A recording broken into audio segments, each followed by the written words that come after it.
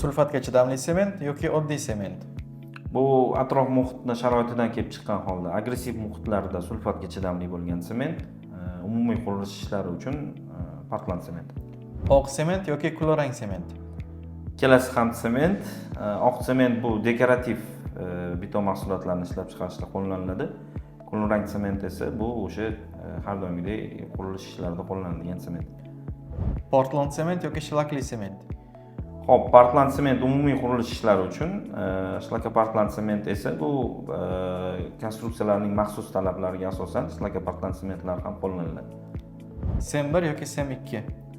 Sem 1 bu sement tarkibida 95-100% gacha klinker tashkil qiladi.